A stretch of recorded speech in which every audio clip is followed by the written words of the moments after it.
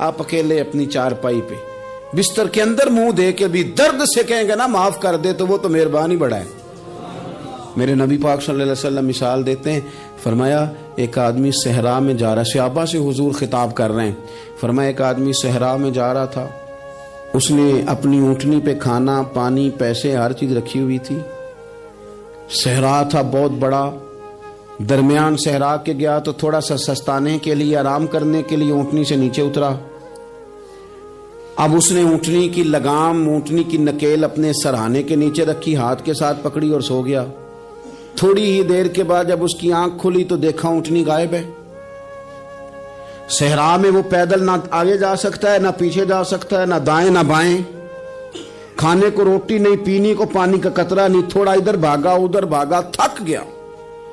کریم محبوب فرماتے ہیں وہ پوری طرح نڈھال ہو گیا اور مایوس ہو گیا، معاذ اللہ، مایوس ہو کے دوبارہ اسی جگہ آ کے لیٹ گیا جہاں پہلے لیٹا تھا، انتظار کرنے لگا کہ اب موت ہی آئے گی، آخری وقت ہے، اب نہ میں پیدل یہ صحرا کراس کر سکتا ہوں، نہ پیچھے جا سکتا ہوں، نہ کھانا ہے نہ پانی ہے، سوائے موت کے کوئی سہارا نہیں۔ حضور فرماتے ہیں وہ رستے میں دوبارہ لیٹ گیا، اچانک اس نے رخ بدلا تو اونٹنی سامنے کھڑی تھی۔ حضور نے صحابہ سے پوچھا بتاؤ نا اسے بھلا کتنی کو خوشی ہوگی؟ یا رسول اللہ جی سے نئی زندگی مل گئی ہے۔ آپ دیکھیں نا سارے ڈاکٹروں نے کہہ دیا کہ اس کے جو گردے معدہ جگر ہر چیز ختم ہے، گھر لے جاؤ خدمت کرو، ہر طرف پریشانی ہے۔ وہ بندہ بھی سمجھ گیا ہے کہ آخری وقت آ گیا، کل جاؤں پرسوں جاؤں، تیاری ہو گئی، سب لوگ آ گئے، باہر والے بھی آ گئے، یہ ماحول ایک عجیب رنگ اختیار کر گیا۔ اچانک ایک ڈاکٹر نے آ کے کہا نہیں نہیں غلطی لگ گئی تھی۔ مجھے بتائیے انداز کیا ہوتا ہے؟ بغیر دوائی کے بندہ اٹھ کے کھڑا نہیں ہو جاتا، او میں تو بچ گیا ہوں۔ نبی پاک صلی اللہ علیہ وسلم فرمانے لگے اس کی اونٹنی مل گئی، بتاؤ بھلا اسے کتنی خوشی ہوگی؟ یا رسول اللہ وہ تو دوبارہ دنیا میں آ گیا۔ حضور فرمانے لگے اسے کچھ بھی خوشی نہیں ہوئی۔ جب کوئی رب کا گناہگار بندہ آ کے توبہ کرتا ہے، رب کو اس سے کئی گنا زیادہ خوشی ہوتی ہے۔ میرا بندہ آ گیا ہے، میرا بندہ آ گیا ہے، میرے گھر آ گیا۔ اس نے آنسو بہائے ہیں، اس نے کہا اللہ میں تیرا ہی ہوں، تیرا ہی رزق کھاتا ہوں، تیری ہی زمین پہ رہتا ہوں، تیرے نام سے میری سانسیں چلتی ہیں۔ وہ آ گیا۔ فرمایا اس اونٹنی والے سے زیادہ رب کو خوشی ہوتی ہے جب گناہگار آ کے توبہ کرتا ہے۔ گناہگاروں کے آنسو اس کی بارگاہ میں بڑے مقبول ہیں، لیکن ہم رسم ادا کرتے ہیں، توبہ نہیں کرتے۔ ہم اپنے آپ کے ساتھ دھوکہ کرتے ہیں، جھوٹ بولتے ہیں۔ اللہ تبارک و تعالی اپنے بندوں کے حق میں رحمت والے فیصلے کرتا ہے، درگزر والا معاملہ فرماتا ہے۔ جگہ جگہ قرآن مجید میں اللہ تعالیٰ نے اپنے بندوں پر رحمت کرنے کا ذکر فرمایا ہے۔ ان اللہ یغفر الذنوب جمیعا، فرمایا بے شک رب تمہارے سارے ہی گناہ معاف فرما دے گا، تم نا امید نہ ہونا، وہ معاف کر دے گا تمہیں۔ قرآن مجید میں فرمایا ان اللہ بالناس لرؤوف الرحیم، بے شک اللہ اپنے بندوں پر بڑا ہی مہربان اور نہایت ہی رحم کرنے والا، رؤوف اور رحیم ہے، بڑا مہربان ہے، کرم فرماتا ہے۔ اللہ تعالیٰ اپنے بندوں سے بڑا جلد راضی ہو جاتا ہے۔ ماں پیار کرتی ہے اپنے بچے سے، لیکن وہ ناراض بھی ہو جاتی ہے بعض چیزوں پہ، بعض معاملات اس کا دل بھی دکھاتے ہیں، بعض جگہ وہ رو کے یہ بھی کہتی ہے کہ تو نے میری محبت کا کوئی نتیجہ نہیں مجھے دیا، میری ساری کمائی تو نے ضائع کر دی۔ والد بہت ساری جگہوں پہ ناراض ہوتا ہے، شکوہ کرتا ہے، کہتا ہے میری بیماریوں کی، پریشانیوں کی، بڑھاپے کی، کمزوریاں کا سبب بیٹے تو ہی بن گیا، یہ ساری تکلیفیں تو ٹھیک ہو جائیں تو میری شاید عمر بھی بڑھ جائے، صحت بھی ٹھیک ہو جائے، میں زیادہ دیر جوان رہ سکوں۔ ناراض ہوتے ہیں ماں باپ، اسی طرح ماں باپ راضی بھی ہو جاتے ہیں، وہ بڑی جلدی راضی ہو جاتے ہیں۔ میں اکثر کہتا ہوں کہ والد کو راضی کرنے میں 5-7 منٹ لگ جاتے ہیں، اماں تو 1.5-2 منٹ میں راضی ہو جاتی ہے۔ ابا جی کو 5-7 منٹ لگتے ہیں، کئی دفعہ کہنا پڑتا ہے، کوئی دلائل دینے پڑتے ہیں، لیکن والدہ کے لیے تو کچھ بھی نہیں، آپ نیرا جا کے پیروں میں بیٹھ ہی جائیں، کچھ بھی نہ کریں، آپ پورا روئے نہ رونے والا منہ ہی بن جائے تو اماں تو نرم ہی نرم ہے، جس وقت جو مرضی آپ کرا لیں ہو گیا۔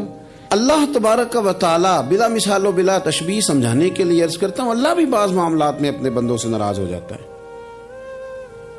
وہ کہتا ہے میں تکبر کرنے والوں کو پسند نہیں کرتا، وہ کہتا ہے فسادی پسند نہیں ہے، وہ فرماتا ہے کہ راہوں میں کجی کرنے والے پسند نہیں ہیں، وہ فرماتا ہے کہ بدعہدیاں کرو گے تو میں صبح قیامت تم سے سوالات کروں گا۔ اللہ تبارک و تعالیٰ بہت ساری چیزوں کو ناپسند کرتا ہے، ناراض ہو جاتا ہے، بلکہ نبی پاک صلی اللہ تعالی علیہ وسلم نے فرمایا تم بات کرتے کرتے کوئی ایسا جملہ بول دیتے ہو کہ رب اتنا ناراض ہوتا ہے کہ تمہیں پتہ بھی نہیں ہوتا، تمہارے لیے جہنم کا فیصلہ کر دیتا ہے۔ اس لیے پہلے تولو پھر بولو، خود اپنے لفظوں کی تو تم پہرے داری کرو نا کہ میں کیا کہہ رہا ہوں۔ اور حضور یہ بھی فرماتے ہیں کہ اس کا دوسرا پہلو بھی ہے، بعض اوقات تم بات کرتے ایسا جملہ کہتے ہو وہ اتنا راضی ہوتا ہے کہ تمہارے لیے جنت کا فیصلہ فرما دیتا ہے۔ ان کاموں کی طرف بڑے جن سے اللہ راضی ہوتا ہے۔ میرے نبی پاک صلی اللہ تعالی علیہ وآلہ وسلم نے ارشاد فرمایا، بعض احادیث میں لفظ یہ ہیں کہ اللہ اپنے بندوں کو دیکھ کے مسکراتا ہے جو اس کی شان کے لائق ہے۔ جس ترتیب سے ہم مسکراتے ہیں، جس ترتیب سے ہم روتے ہیں، جس ترتیب سے ہم کسی بات کا اظہار تشکر کرتے ہیں، خدا ان باتوں سے پاک ہے۔ اب بہت ساری حدیثوں میں آیا کہ وہ مسکراتا ہے، تو کیا مطلب ہے مسکرانے کا؟ تو علماء تفسیر نے لکھا ہے مسکرانے کا مطلب یہ ہے کہ وہ بڑا ہی راضی ہوتا ہے اپنے بندے سے، بڑا راضی ہوتا ہے، یہ مطلب ہے۔ ایک تو مسکرانے کا مطلب یہ کہ وہ بڑا راضی ہو گیا، وہ مسکرا دیا اپنے بندے پہ۔ اور ایک اس کا معنی خود نبی پاک صلی اللہ تعالی علیہ وسلم نے بیان فرمایا، مسند امام احمد بن حنبل میں حدیث ہے، حضور سید عالم علیہ السلام سے صحابہ نے پوچھا یا رسول اللہ شہید تو بڑے لوگ ہوتے ہیں، شہیدوں میں افضل کون ہے؟ تو اللہ کے حبیب علیہ السلام فرمانے لگے وہ والا بندہ جو ڈٹ گیا تھا کافروں کے مقابلے میں، وہ ہلا نہیں، پوری طرح ڈٹ کے جو لڑا وہ شہداء میں افضل ہے۔ حضور فرماتے ہیں وہ جنت کے بالا خانوں میں سیر کرے گا اور رب اسے دیکھ کے مسکرائے گا، رب اسے دیکھ کے مسکرائے گا، اللہ تعالیٰ مسکراتا ہے اسے دیکھ کے۔ اور اگلے جملے میں حضور نے وضاحت کر دی، فرمایا جب رب دنیا میں کسی پر مسکراتا ہے نا تو اس کا معنی یہ ہے کہ قیامت میں پھر اللہ اسے حساب کوئی نہیں لے گا۔ جس پر اللہ دنیا میں مسکرا دیا اس سے کوئی حساب، تو وہ کام ڈھونڈنے چاہیے نا جس سے اللہ مسکرائے۔ چھوٹا بچہ بھی ناراض نہ ہو تو وہ چیزیں وہ ڈھونڈتا ہے کہ اس کو کیا پسند ہے، چاکلیٹ لے جاؤں، فلاں چیز لے جاؤں، آئس کریم لے جاؤں۔ تو ایک بچے کے لیے، گھر کے لیے، سربراہ کے لیے اتنی محنت کرتے ہو تو وہ کام بھی ہمیں ڈھونڈ کے تلاش کرنے چاہیے نا جس سے رب راضی ہوتا ہے، اللہ راضی ہوتا ہے۔ بتاؤں وہ کون کون سے کام ہیں؟ نبی کریم صلی اللہ تعالی علیہ وسلم نے ارشاد فرمایا 3 لوگ ہیں جنہیں دیکھ کے رب مسکراتا ہے۔ یا رسول اللہ صلی اللہ علیہ وسلم وہ کون کون سے؟ تو محبوب فرمانے لگے ایک وہ بندہ ساری مخلوق سوئی ہے، آدھی رات ہے، رات کا پچھلا پہر ہے، اس نے اٹھ کے وضو کر لیا، مصلی پہ کھڑا ہو گیا خدا کی یاد میں، فرمایا اسے دیکھ کے رب مسکراتا ہے جو اس کی شان کے لائق ہے۔ مسکراتا ہے اللہ۔ یہ تو سونے کا ٹائم تھا، یہ تو گہری نیند آنے کا وقت تھا، رات کا پچھلا پہر۔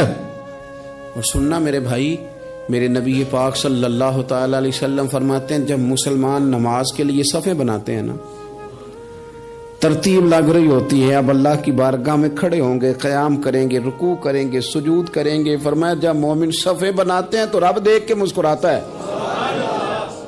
مسکراتا ہے۔ کمال ہو گئے عروج بندگی کا، جب بندے کو دیکھ کے رب مسکرائے۔ خدا بندے سے خود پوچھے بتا تیری رضا کیا ہے، مسکراتا ہے۔ اور میرے نبی پاک علیہ السلام فرماتے ہیں جب مجاہد جہاد کے لیے صفیں سیدھی کرتے ہیں، آج تو یہ رب کے نام پہ مرنے ہی آ گئے، یہ صفوں میں کھڑے ہوں گے، ترتیب سے لڑیں گے، ترتیب سے گلا کاٹیں گے کافروں کا یا شہادت لیں گے۔ فرمایا جب جہاد کے لوگ صفیں بناتے ہیں تو رب انہیں دیکھ کے مسکراتا ہے۔ کتنے نصیبوں والا وہ بندہ ہے جسے دیکھ کے مسکرا دیا. او یار, کبھی تیرا بیٹا تیرے سامنے مسکرائے نا چھوٹا, تو تیرا دل باغ باغ ہو جاتا ہے. تیری ماں بیمار کسی ایک دن صحیح طرح ہنس پڑے تو طبیعت خوش ہو جاتی. مجھے بتاؤ نا, جس کا رب بھی اسے دیکھ کے ہنس پڑے, جو اس کی شان کے لائق ہے. کیا اس بندے کے نصیبے ہیں, کیا اس کے مقدر ہیں. آپ اس مقام پر اپنے آپ کو لائیں. اب دیکھیں نا, یہ حدیث آپ نے سن لی, اب ہم نے نا اس طرح صفحے نہیں بنانے جس طرح ساری دنیا. اب ذرا صفحے بھی شوق سے بنائیں گے. آپ ذرا تھوڑا سا شوق پیدا کریں گے. بھئی یہ تو میں وہ کام کرنے لگا ہوں جسے دیکھ کے رب مسکراتا ہے. نبی پاک صلی اللہ علیہ وسلم نے فرمایا, جب کوئی بندہ توبہ کرتا ہے نا, ہم توبہ کا رٹا لگاتے ہیں, یا اللہ میری توبہ, یا اللہ. اور توبہ کا تو مطلب یہ ہے کہ پچھلے گناہوں سے پکی توبہ, آج کے بعد یہ غلطی نہ کرنے کا پکا وعدہ. آج کے بعد رشوت تو نہیں نہ لے گا, ملاوٹ تو نہیں نہ کرے گا, یہ توبہ ہے. اور اگر سارے کام اسی طرح کرنے تو پھر یہ توبہ کا رٹا ہے, تو جتنا مرضی لگاؤ. حضرت علی بن ربیعہ رضی اللہ تعالیٰ عنہ فرماتے, میں مولا علی کے ساتھ تھا, مقام حرہ کی طرف جا رہے تھے. حضرت علی نے ہاتھ اٹھا کے دعا مانگی ہماری تعلیم کے لیے, ورنہ حضرت علی ہم صحابہ کو محفوظ عن الخطا تو مانتے ہیں نا. ہاتھ اٹھا کے کہا, اے اللہ ہمارے گناہ بخش دے, تیرے علاوہ کوئی معاف کرنے والا نہیں. اور پھر حضرت علی آسمان کی طرف دیکھا, اور دیکھ کے نا حضرت علی بن ربیعہ کو تو مسکرائے.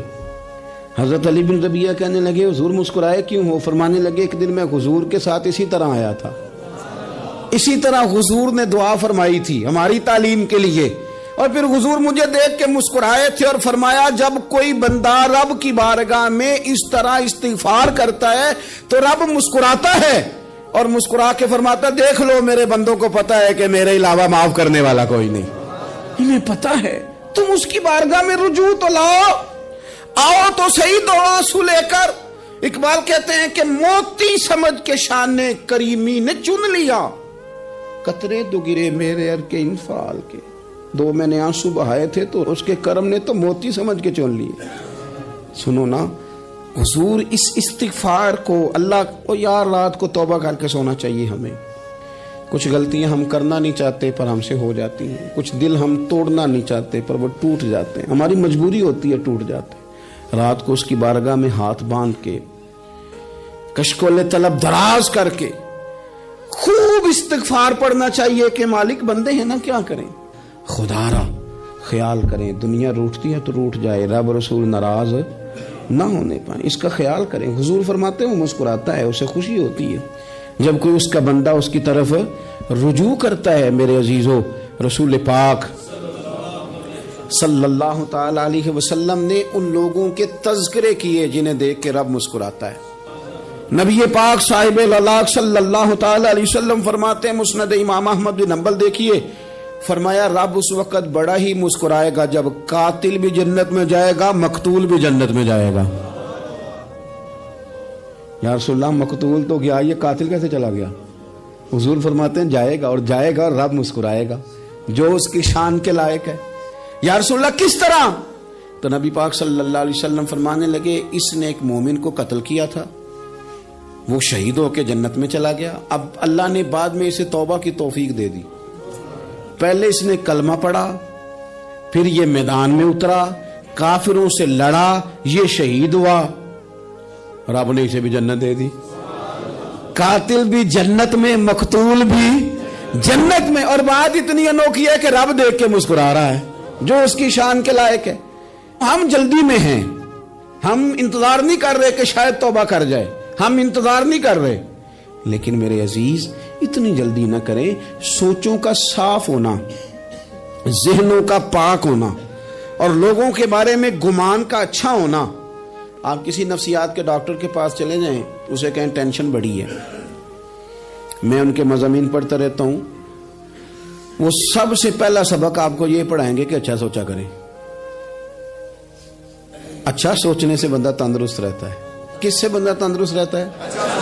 ہیں جی, واقعی رسول کائنات سرور دو عالم صلی اللہ تعالی علیہ وسلم فرماتے ہیں کہ اللہ مسکراتا ہے. سنو, نبی پاک صلی اللہ علیہ وسلم کے پاس مہمان آ گیا, بخاری مسلم ہے. حضور نے ازواج مطہرات کے گھروں میں پیغام بھیجا کچھ چیز ہے ضیافت کے لیے؟ یا رسول اللہ کچھ بھی نہیں، یہ دو جہاں کے شاہ ہیں اور پاس کچھ رکھتے نہیں، دو جہاں کی نعمتیں ہیں ان کے خالی ہاتھ میں۔ یا رسول اللہ کوئی چیز بھی نہیں۔ حضور نے صحابہ کے مجمع پہ نظر ڈالی، یا رسول اللہ صلی اللہ علیہ وسلم حکم ہو، تو حضور فرمانے لگے تم میں سے کوئی بندہ ہے جو اسے گھر لے جائے روٹی کھلائے؟ ایک صحابی اٹھے فوراً، حضور میں لے کے جاتا ہوں کھانا کھلاتا ہوں۔ فرماتے ہیں میرے گھر میں صرف بچوں کا کھانا تھا، یہ نہیں کہ فریزر بھرا ہوا ہے نعمتوں سے، صرف بچوں کا کھانا، یہ نہیں کہ کسی کو دیکھ کے اپنی ہنڈیا پہ برتن دے لیا، صرف بچوں کا کھانا۔ کہتے ہیں گھر گیا، بیوی سے کہا کیا کیفیت ہے؟ کہنے لگی بچوں کی روٹی ہے۔ میں نے کہا بچے سلا دے، صبح ناشتہ کر لیں گے۔ تو کہنے لگی آپ کیا کھائیں گے؟ تو میں نے کہا نہ میں کھاؤں گا نہ تو کھائے گی، مہمان جو نبی پاک کا ہے۔ کہا اچھا، اب ذرا تجویز دیکھو میاں بیوی کی سوجھی آپس میں۔ کہتے ہیں کھانا لگا دینا، کیونکہ ایک آدھ بندے کا کھانا ہے۔ اپنی غربتوں کا ہر جگہ اظہار کرنا، رونا رونا، یہ دیکھو غربت کیسے چھپائی جا رہی۔ اس کو کہا نہیں کہ چل تو تھوڑا رحم کھا، تو آیا ہے تو تھوڑا رحم کھا، یہ نہیں کہا۔ کہا اٹھ کے نا تو کھانا رکھنا اور اٹھ کے نا چراغ ٹھیک کرنے کے بہانے بجھا دینا۔ ہم دنیا والوں کے سامنے کیوں اپنے دکھ بیان کریں؟ ہم جو کہیں گے رب رسول کی بارگاہ میں کہیں گے۔ تو نا چراغ ٹھیک کرنے کے بہانے، اہلیہ اٹھی، کھانا دینے کے بعد چراغ ٹھیک کرنے کے بہانے بجھا دیا۔ خامد بھی ہاتھ چلاتے رہے، بیوی کبھی برتن رکھتی کبھی اٹھاتی، پتہ چلے کہ کھانا کھا رہے ہیں، کھانا کھایا جا رہا ہے۔ کہتے ہیں مہمان پیٹ بھر کے کھانا کھا گیا۔ یہ کام ہوا رات کے اندھیرے میں، اس وقت ہوا جب چراغ بھی بند تھا، اس وقت ہوا جب کوئی دیکھنے والا نہیں تھا، کسی پڑوسی کو بھی خبر نہیں تھی۔ فرماتے ہیں صبح کے اجالے میں اس مہمان کو لے کے مسجد نبوی میں نے قدم رکھا تو نبی کریم نے فرمایا رات جو تم نے کام کیا ہے نا اسے دیکھ کے میرا رب بڑا مسکرایا ہے، اللہ بڑا مسکرایا ہے۔ اللہ تر دامنی پہ شیخ ہماری نہ جائیے، ہم دامن نہ چھوڑ دیں تو فرشتے وضو کریں۔ یہ شان ہے صحابہ کی۔ نبی کریم علیہ السلام نے فرمایا رب رات مسکرایا تیرا یہ انداز دیکھ کے، اور اس نے قرآن نازل کیا وَيُؤْثِرُونَ عَلَىٰ أَنفُسِهِمْ وَلَوْ كَانَ بِهِمْ خَصَاصَةٌ۔ کچھ لوگ وہ ہیں جنہیں بڑی بھی ضرورت ہو تو دوسروں پر اثار کر دیتے ہیں، قربانی دے دیتے